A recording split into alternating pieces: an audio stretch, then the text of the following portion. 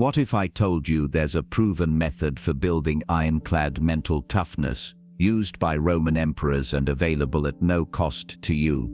The answer is Stoicism, a 2,000-year-old system that teaches you methods you can use to become as strong as iron and as tough as steel. And in this video we're going to break down exactly how you can use it to develop the kind of mental toughness that turns your life around and helps you become a winner. Stoicism is a practical system, a toolkit for the mind, forged in the fires of the real world and designed from the ground up to be indestructible. But here's what most people get wrong about mental toughness. They think it's about gritting your teeth and powering through with pure willpower. But willpower is finite. It runs out. And when it does, you're left more vulnerable than before.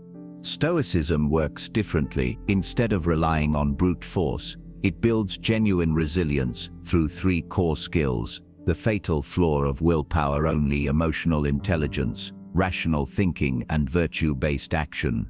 Think of it like this. Willpower is a sprint that leaves you exhausted. Stoicism is endurance training that makes you stronger with every challenge. Let me show you exactly what this looks like. Imagine you receive harsh criticism at work. The tough it out approach tells you to ignore it and not let it affect you. But here's the Stoic approach. First, you pause and examine the criticism objectively. Is it valid feedback you can learn from? If yes, you use it to improve. If no, you recognize it says more about them than you. Either way, you're choosing your response instead of reacting blindly. This is the crucial difference: reactive toughness versus intelligent resilience. One leaves you defenseless when your willpower breaks. The other makes you stronger every time you use it. Handling criticism stoically. The foundation of Stoic mental toughness is this simple truth: you can't control what happens to you, but you absolutely control how you respond. Most people waste enormous energy fighting things outside their control: other people's opinions, traffic, the weather, the past. Stoics focus 100% of their energy on what they can actually influence: their thoughts, actions, and character. Here's how this transforms obstacles into focus versus control, transforming obstacles into opportunities. Instead of asking, "Why is this happening to me?" when something goes wrong, you ask, "How can I use this to become stronger?" This single shift in perspective changes everything. And suppose you lose your job. Instead of spiraling into panic, you ask, "What doors might this open? How can I use this time to pursue work that aligns with my values?" Marcus Aurelius captured this perfectly. What stands in the way becomes the way. The response is where your true power lives, not in controlling external events, but in choosing how you think, feel, and act in response to them. The first step in building out your mental toughness is to ditch the victim mentality. True mental toughness is allergic to when something goes wrong, and something will go wrong eventually. The knee-jerk reaction is often to complain, to blame others, to feel sorry for ourselves. But that's precisely the moment to pause and reframe. Instead of seeing every obstacle as a roadblock, ask yourself, what opportunity does this present? What lesson can I learn? How can I use this to become stronger, and in a word, better? Marcus Aurelius, in his Meditations, puts it beautifully: the impediment to action advances action. What stands in the way becomes the way. Think about that for a moment. The very thing that seems to be blocking you is actually paving the path forward. This way of reframing is where the potential lies: the power to choose your attitude, to choose your actions, to choose to learn and grow. This is mental toughness in action. This is Stoicism, transforming obstacles into opportunities. Negative visualization, to conquer anxiety. Now I'll teach you a counterintuitive technique for dealing with anxiety. Negative visually. Most people try to stay positive by avoiding negative thoughts. Stoics do the opposite. They deliberately imagine worst-case scenarios to rob fear of its power. Here's why this works. Anxiety thrives on uncertainty. When you're afraid of something vague and undefined, your imagination creates monsters far scarier than reality. Negative vigilation forces you to examine your fears in daylight, where you discover they're usually manageable or even survivable.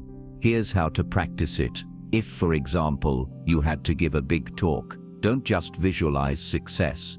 Also imagine, what if the technology fails? What if someone asks a question I can't answer? What if I stumble over my words? Then create backup plans for each scenario. Test your equipment beforehand. Prepare answers for likely questions. Practice the difficult sections of your speech. By confronting potential setbacks before they happen, you inoculate yourself against panic. You've already considered the worst, planned for it, and proven to yourself you can handle it. Seneca called this rehearsing difficulties, and it's one of the most powerful anxiety reduction tools ever developed. Seneca, in his Letters from a Stoic, urged his readers to rehearse them in your mind. Exile, torture, war, shipwreck. All the terms of our human lot should be before our eyes. He wasn't advocating for dwelling in misery. He was advocating for mental preparation, which builds toughness. And how can we become maximally tough? The Stoics believed the virtue as foundation. Answer lies in virtue, but not virtue in some abstract, dusty, outdated sense. For Stoics, virtue is practical, it's actionable, and it's the very foundation of inner strength. Why does virtue matter? Because virtue for a Stoic isn't about being good to please someone else or to follow arbitrary rules. It's about aligning your actions with what is inherently good and rational.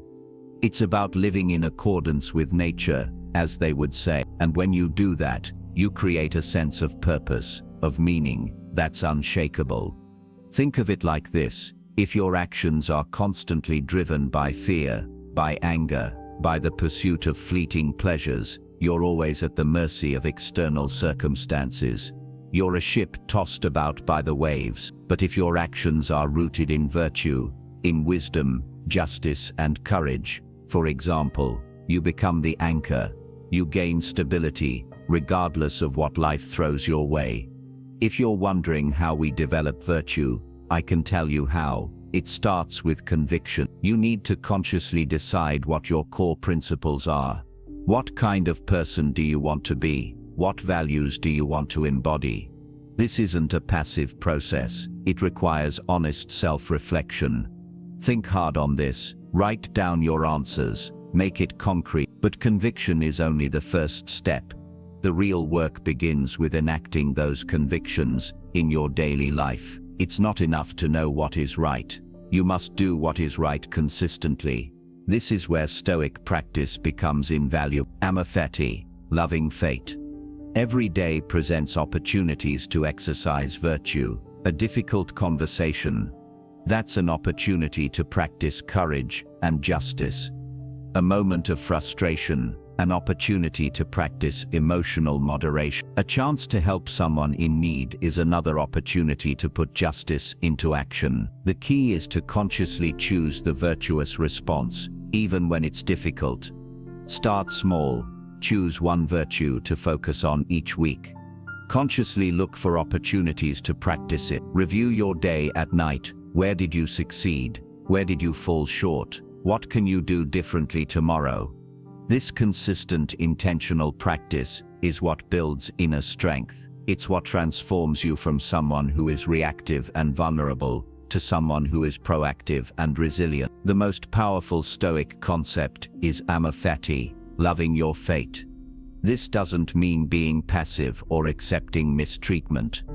It means embracing everything life brings as raw material for growth and wisdom. Most people exhaust themselves fighting against reality, wishing things were different. Stoics align themselves with what actually happens and find ways to use it. As Epictetus taught, don't seek for things to happen as you wish, but wish for things to happen as they do, and you will have smooth flow in life.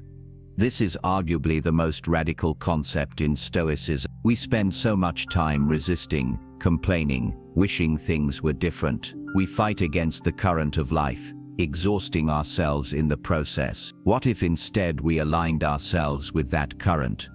That's what amatheti is all about. It's the understanding that almost everything that happens in ordinary life can be viewed as a potential lesson and source of wisdom, even when it doesn't feel that way. This is something the Stoics really did, and if they found value in it, you can't. Think about a time you faced a major setback, like the end of a meaningful relationship. Your initial reaction was likely disappointment, anger, maybe even despair. But what if instead of dwelling on those negative emotions, you asked yourself, what can I learn from? How can I grow from this? Present focus and mindful observation. The point here is to reframe your perspective. You have a great human mind, so use it. This moment is about using your mind to recognize every challenge as an opportunity for growth, for resilience, for wisdom. Every obstacle is a chance to become stronger, more adaptable, more aligned with our values. Epictetus put it well when he said, "Do not seek for things to happen as you wish, but wish for things to happen as they do, and you will have a smooth flow in life." Success in this life is about aligning your desires with the reality of the world. When you practice amatheti, you stop wasting energy on things you can't control. You free yourself from the prison of resentment and regret. You become more adaptable, more resilient, more mentally tough. You learn to see the good in every situation, even when it's hidden beneath layers of difficulty. You better prepare yourself for living in the moment. As Stoics, living in the present is something we try to do. The core principle here is simple. Focus on the present to eliminate anxiety about the future and regret about the past. It will make you stronger, and being stronger is what we set out here to do. If you want to stay consistently in the present, then one of the most effective ways you can do that is to practice mindful observation. This means paying attention to your thoughts and emotions as they arise, but without getting swept up in them. Imagine you're watching a river flow. The thoughts and emotions are like leaves floating on the surface. You observe them as they pass, acknowledge their presence, but don't jump in and try to grab them. This takes practice. When a negative thought pops up, like anger at a friend or an embarrassing moment, resist the urge to immediately analyze it or criticize yourself. Instead, simply notice the thought. I'm having a thought, giving off a hot feeling of anger. Feel the emotion that accompanies it. It's making me anxious. The key is to observe without judgment. Don't label the thought as stupid or the emotion as weak. Just acknowledge its existence and let it pass. This creates a space between you and your thoughts, and a Stoic combat system. Feelings giving you more control over your reactions. Marcus Aurelius had a teaching for this. Concentrate every minute like a Roman, like a man, on doing what's in front of you with precise and genuine seriousness, tenderly, willingly, with justice. Think about the weight of those words. He wasn't alone in a cave or relaxing on a beach. He was leading an army, governing an empire, and dealing with the daily challenges of being a human being. And yet he found the power to focus on the task at hand, to bring his full attention to each moment. By focusing energy on what you can do right now, you reduce anxiety and regret, while increasing long-term effectiveness. You increase your mental toughness, and brace yourself for life's next strike. And when life hits back, the Stoics developed a system for navigating challenges without losing inner strength. The Stoics weren't naive optimists. They understood the world can be a chaotic and frustrating place, but they developed a combat system, if you will, for navigating those challenges without losing your inner strength. Let's take one example: mental paralysis. It's that feeling of being stuck, overwhelmed by a problem, so big you can't even bring yourself to address it. Stoicism offers a simple yet powerful antidote: action. Any action, even a tiny step. Why? Because action creates momentum. It shifts you from being a passive victim to an active participant. Another example: insults. Someone says something rude, unfair, or downright mean. How do you react? Most often, insults sting because we give them power. We allow someone else's opinion to dictate our self-worth. The Stoics teach us to evaluate insults rationally. Is there any truth to what's being said? If so, can I learn from it? If not, then it's simply noise. Marcus Aurelius wrote, "Begin each day by telling yourself, 'Today, I shall be meeting with interference, ingratitude, insolence, disloyalty, ill will, and selfishness. All of them due to other people's ignorance of what is good or evil.'" It's not easy, but you can prepare yourself with the right frame of mind. Ultimately, external criticism doesn't define you. Your worth isn't determined by the opinions of others, it's determined by your own virtue, by your commitment to living a life of integrity, wisdom, and just focus on what you can control: your actions, your thoughts, your character, and let the rest go. Epictetus, one of the most influential Stoics, put it this way: "How long are you going to wait before you demand the best for yourself?" That's the core of the Stoic combat system. Demanding the best for yourself, not by seeking external validation, but by cultivating inner strength and living in accordance with your values. Dealing with loss. You will face insults, opposition, and loss in this lifetime. It's unavoidable. But with the right mindset, you can triumph, you can overcome, and you can win. Yet if there is victory, there must also be loss. That part is often devastating. Luckily, Stoicism offers us a powerful framework for surviving loss, and even using it as fuel for growth. The key is understanding what's truly within your control. Say you've lost a dear possession, like your car. The Stoic doesn't deny that pain, yet even without it, you still possess your skills, your experience, and your network, all assets that no one can take away from you. It may cost money, but you can work to earn it, and eventually you can replace it. Remember, as Seneca so wisely pointed out, you act like mortals in all that you fear, and like immortals in all that you desire. We fear loss as if it's permanent, forgetting that everything, even our suffering, is temporary. Reflect that today's bad feeling and today's pain won't last forever. Every action you take moves you to a better future, and in the process, your mental muscles grow stronger. Your ability to deal with adversity becomes superpowered. Do what you can to become mentally tougher, day by day, every day. You can start with a morning reflection. This is about setting clear intentions rooted in virtue. What kind of person do you want to be today? Set a goal and aim for it.